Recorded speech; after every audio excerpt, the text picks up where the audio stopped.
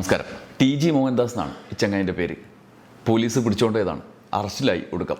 India ആകെ മനസ്സുകൊണ്ടൊപ്പം നിന്ന ഒരു സമരത്തിൽ പങ്കെടുത്ത വിദ്യാർത്ഥിനികളെ ബലാത്സംഗം ചെയ്യണമെന്നും അവർക്ക് ബലാത്സംഗം ഇഷ്ടമാണെന്നും വെടിവെച്ച് കൊല്ലണമെന്നും ആഹ്വാനം ചെയ്ത് വ്യാജ വിദ്വേഷ പ്രചരണത്തിന് നേതൃത്വം നൽകിയ സംഘപരിവാറിൻ്റെ സൈദ്ധാന്തികൻ, BJPയുടെ ബുദ്ധിജീവി സെല്ലിൻ്റെ മുൻ തലവനാണത്രേ. അങ്ങനെ ഒരു നാൾ മൂപ്പര് പിടിക്കപ്പെട്ടു. TG മോഹൻദാസിൻ്റെ അറസ്റ്റ് പല നിലയ്ക്ക് കേരളത്തിൽ നിലവിലെ രാഷ്ട്രീയ സാഹചര്യത്തിൽ പ്രാധാന്യമുള്ളതാണ്. ഈ അവസ്ഥയിൽ 3 കാര്യങ്ങൾ നമ്മൾ ഈ വീഡിയോയിൽ ചർച്ച ചെയ്യുകയാണ്. ഒന്നാമത്തേത്, VD സർക്കാരിൽ രമേശ് ചെന്നിത്തല ഷൈൻ ചെയ്യുന്നതിൻ്റെ കാര്യം തന്നെ. VD മോഡി ഡീലിൻ്റെ കഥകൾ VD സർക്കാരിൻ്റെ വിശ്വാസ്യതയെ തന്നെ ചോദ്യം ചെയ്യുന്നതിനിടയിൽ സർക്കാരിൻ്റെ ആകെ പേരുദോഷങ്ങളെ കവറപ്പ് ചെയ്യാൻ കെൽപ്പുള്ള നേതൃത്വമായി രമേശ് ചെന്നിത്തലയും ആഭ്യന്തര വകുപ്പും മാറുന്നു എന്നത് തന്നെയാണ്. ഈ 3 മാസത്തിനിടെ സർക്കാരിൽ പേരുദോഷം കേൾപ്പിക്കാത്തവരായി മുഖ്യമന്ത്രി മുതൽ മന്ത്രിമാർ വരെ ആരൊക്കെയുണ്ടെന്ന് തപ്പി നോക്കിയാൽ പിടിക്കാൻ പ്രയാസമാണ്. ഏറ്റവും ഒടുവിൽ ദുരിതാശ്വാസ പ്രവർത്തനങ്ങളിലെ വീഴ്ച മുഖ്യമന്ത്രി മുതൽ ഫിഷറീസ് മന്ത്രിയെ വരെ കുരുക്കിലാക്കി തീർത്തിരിക്കുകയുമായിരുന്നു. മാത്രമല്ല, സംഘപരിവാർ ഡീലിൻ്റെ പേരിൽ VD സതീശൻ ഉത്തരം മുട്ടി മാധ്യമപ്രവർത്തകരോട് പോലും പ്രതികരിക്കാതെ നടക്കുന്നു. അതിനിടയിലാണ് ഓപ്പറേഷൻ തൂഫാൻ മുതൽ ഒടുവിൽ TG മോഹൻദാസ് വരെ നീളുന്ന ആഭ്യന്തര വകുപ്പിൻ്റെ നീക്കങ്ങൾ. സർക്കാരിൻ്റെ ആകെ പ്രതിച്ഛായ തകർന്നുകൊണ്ടിരിക്കുമ്പോൾ, അല്ലെങ്കിൽ ഇല്ലാത്തൊരു പ്രതിച്ഛായ ഉണ്ടാക്കാൻ പറ്റില്ലല്ലോ, അതിന് മേലെ രമേശ് ചെന്നിത്തല കയറിയിരിക്കുന്ന കാഴ്ചയാണ് കാണുന്നത്. യഥാർത്ഥത്തിൽ TG മോഹൻദാസിൻ്റെ അറസ്റ്റിലേക്ക് കാര്യങ്ങൾ എത്തിച്ചത് എന്തൊക്കെയാണ്? അതാണ് നമ്മൾ ആദ്യം നോക്കുന്നത്. അത് അർജുൻ ആയങ്കിയുടെ അറസ്റ്റാണ്. കണക്കിന് കേസും കൂട്ടവുമുള്ള ഒരു കുറ്റാരോപിതൻ പോലീസിനെ വെല്ലുവിളിച്ച് നടന്ന് സ്വയം കുഴിയിൽ ചാടി ആഘോഷിക്കുന്ന വിചിത്രമായ കാഴ്ചയാണ് അർജുൻ ആയങ്കിയിലൂടെ കണ്ടത്. തൻ്റെ ഗുണ്ടാമൂല്യത്തിന് മികവുണ്ടാക്കാനോ എന്തോ സോഷ്യൽ മീഡിയയിൽ പോലീസിനെ വെല്ലുവിളിച്ച് ഒടുക്കം പിടിയിലായ അർജുൻ ആയങ്കി. കേരള പോലീസ് വിചാരിച്ചാൽ ഏതാളെയും തൂക്കാൻ കഴിയും, പക്ഷെ വിചാരിക്കണം. എന്തായാലും അർജുൻ ആയങ്കിയെ തൂക്കിയതിന് പിന്നാലെ തൂക്കേണ്ടവരെ തൂക്കുന്നില്ലല്ലോ എന്ന ആരോപണം TG മോഹൻദാസിനെ മുൻനിർത്തി കനത്തപ്പോൾ തൊട്ട് വൈകുന്നേരം മട്ടാഞ്ചേരിയിലെ വീട്ടിൽ പോയി TG മോഹൻദാസിനെ തൂക്കി പുഷ്പം പോലെ പിടിച്ചു. രാജ്യത്തെ ആകെ ഞെട്ടിച്ച തോന്നിയാസം വിളിച്ചു പറഞ്ഞ് വിദ്വേഷവും കലാപം ഉണ്ടാക്കാനുള്ള വിഷ വാക്കുകൾ വമിപ്പിച്ചിട്ട് 11ാം ദിവസമാണെങ്കിലും വീട്ടിൽ സ്വസ്ഥമായിരിക്കുമ്പോൾ പോയി പിടിച്ചല്ലോ പോലീസ്, അറസ്റ്റ് ചെയ്തല്ലോ. സ്വന്തം വീട്ടിൽ പുഷ്പം പോലെ വിടർന്നിരുന്ന TG മോഹൻദാസിനെ അറസ്റ്റ് ചെയ്യാൻ ഏതായാലും ആയങ്കി വരെ പിടിക്കേണ്ടി വന്നു എന്നുള്ളത് അത്ര വലിയ കുഴപ്പമില്ല. ആയെങ്കിൽ പിടിച്ചിട്ടോ ഇനി ഏത് വെല്ലുവിളിക്കാരനെ പിടിക്കാതെ ഒക്കെ ആണെങ്കിലും വിദ്യാർത്ഥിനികളെ ബലാത്സംഗം ചെയ്യണം, വെടിവെച്ചു കൊല്ലണം എന്നും പറഞ്ഞ് നടന്ന ഒരുത്തനെ പിടിച്ചല്ലോ. രമേശ് ചെന്നിത്തലയുടെ പോലീസിൻ്റെ തൊപ്പിയിലെ ഒരു ചെറിയ തൂവലായിട്ട് തന്നെ അത് കരുതണം. ആയങ്കിയുടെ അറസ്റ്റ് കൊണ്ട് രണ്ടുണ്ടായി കാര്യം. ഒന്ന്, CPIM സമ്പൂർണ്ണമായി ആയങ്കിയെ തള്ളിപ്പറഞ്ഞു. മാധ്യമാഖ്യാനങ്ങൾക്കപ്പുറം പൊതുമധ്യത്തിൽ തന്നെ അവരോടുള്ള നിലപാട് എന്താണ് എന്ന് വ്യക്തമാക്കാൻ CPMന് നല്ലൊരു അവസരം കിട്ടി. ആയങ്കി അറസ്റ്റ് ചെയ്തപ്പോൾ കഴിഞ്ഞ 11 ദിവസമായി സ്വൈരവിഹാരം നടത്തുന്ന TG മോഹൻദാസ് എന്ന വിദ്വേഷ കുറ്റവാളിയെ പിടിക്കാൻ പോലീസ് സമ്മർദ്ദത്തിലായി. ഒടുക്കം വീട്ടിൽ പോയി പിടിച്ചു. ഇനി അങ്ങനെയാണെങ്കിൽ പോലും ചെന്നിത്തലയും ആഭ്യന്തര വകുപ്പിനെയും സമ്മതിക്കണം.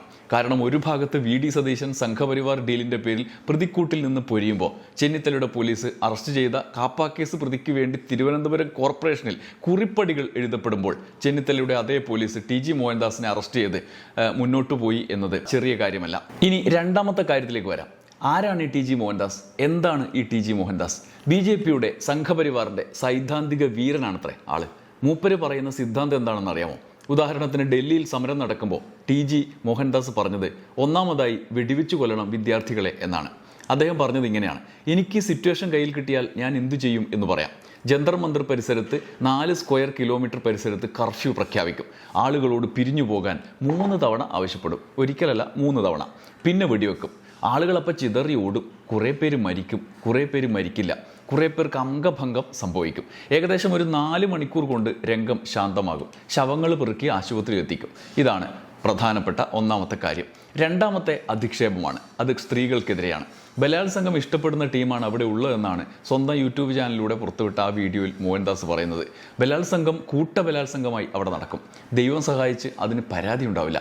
ബലാത്സംഗം ഇഷ്ടപ്പെടുന്ന ടീമാണ് അവിടെ ഉള്ളത്. ബലാത്സംഗം ഇഷ്ടപ്പെടുന്ന സ്ത്രീകളുണ്ടല്ലോ, പെൺകുട്ടികളുണ്ട്. പുനത്തിൽ കുഞ്ഞബ്ദുള്ളയുടെ ഒരു കഥയിൽ മലമുകളിലെ കുഞ്ഞബ്ദുള്ളയെ എന്നെ വന്ന് ബലാത്സംഗം ചെയ്യൂ എന്നൊരു സ്ത്രീ പറഞ്ഞതായാണ് ആ കഥ അവസാനിക്കുന്നത്. പ്രത്യേകിച്ച് ഇടതുപക്ഷ ജനാധിപത്യ മതനിരപേക്ഷ വർഗ ബഹുജന ഗുണ്ടന്മാരെല്ലാം ഈ പരിപാടികൾ ഇഷ്ടപ്പെടുന്നവരാണ്. അതിനിടയ്ക്ക് ആരെങ്കിലും ചത്തു കഴിഞ്ഞാൽ രക്തസാക്ഷിയായി എന്നാണ് ഈ മനുഷ്യൻ എന്ന് പറയാൻ പറ്റുമോ എന്ന് എനിക്കറിയില്ല, അയാൾ പറഞ്ഞത്.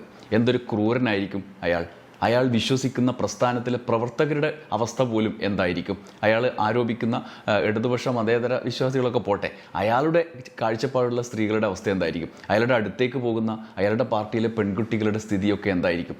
എന്തായാലും TG മോഹൻദാസിൻ്റെ പോലീസുകാർ തീർത്തു കൊടുക്കണം. അക്രമാസക്തിയും അശ്ലീല ചിന്തയും ക്രിമിനൽ മനസ്സുമാണ് ആ വിറയുള്ള ശരീരത്തിൽ പ്രവർത്തിക്കുന്നത് എന്ന് നാട്ടുകാർക്ക് ഏതായാലും ബോധ്യപ്പെട്ടു. മാത്രമല്ല, ഈ 11 ദിവസമായിട്ടും ആ വീഡിയോ അവിടെ നീക്കം ചെയ്യാതെ കിടക്കുകയാണ്.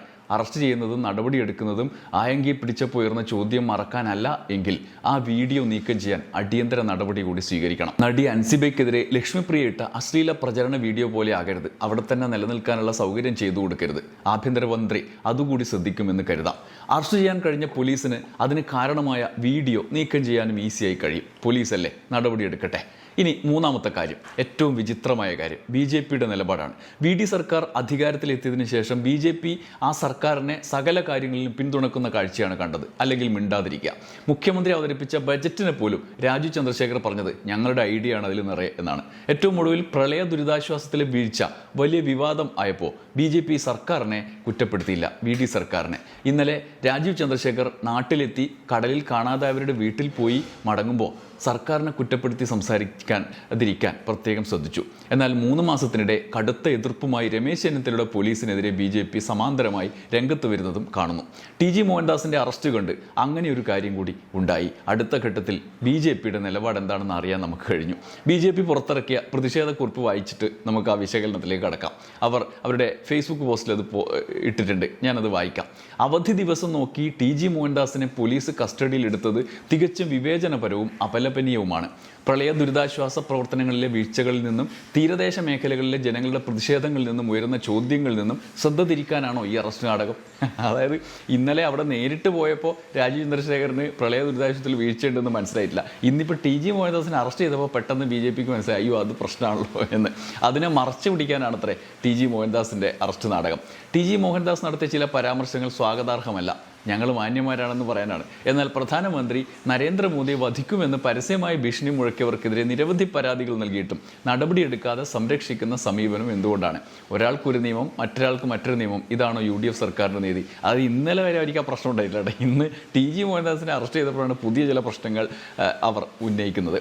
തീരദേശ മേഖലകളിൽ മത്സ്യത്തൊഴിലാളികൾ ദുരന്തത്തിൽപ്പെടുമ്പോൾ ആവശ്യമായ ഇടപെടലുകൾ നടത്തുന്നതിൽ സർക്കാർ പരാജയപ്പെടുകയാണ്.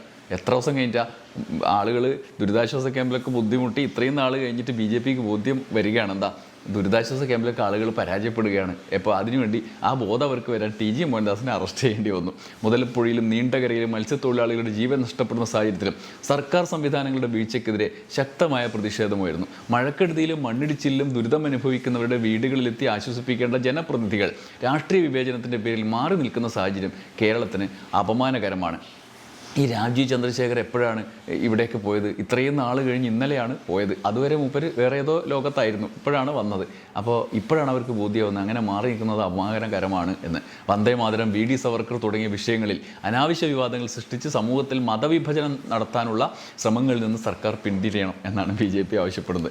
ആഭ്യന്തര വകുപ്പിനെ കുറ്റപ്പെടുത്തുന്നുണ്ടെങ്കിലും മുഖ്യമന്ത്രിയോ സർക്കാരിനെ ആകെയോ കുറ്റപ്പെടുത്താതിരിക്കാൻ പ്രത്യേകം ശ്രദ്ധിച്ചു എന്നത്, പേരെടുത്ത് പറയാതിരിക്കാൻ അതുകൊണ്ട് തന്നെ ശ്രദ്ധിച്ചു എന്നത് ശ്രദ്ധയാണ്. നേരത്തെ തിരുവനന്തപുരം കോർപ്പറേഷനിലെ കാര്യം നിങ്ങൾക്കറിയാം. കാപ്പ കേസിൽ അവിടുത്തെ BJPയുടെ കൗൺസിലർ സുഗതനെ അറസ്റ്റ് ചെയ്തു ഈ രമേശ് ചെന്നിത്തലയുടെ പോലീസ്. ആ സുഗതൻ എന്ന് പറയുന്ന ഒരാളുടെ അല്ലെങ്കിൽ ഒരു കൗൺസിലറുടെ ബലത്തിലാണ് അവിടെ BJP അധികാരത്തിലുള്ളത്. അന്ന് അറസ്റ്റ് ചെയ്തപ്പോൾ BJP ശക്തമായി രംഗത്ത് വന്നിരുന്നു.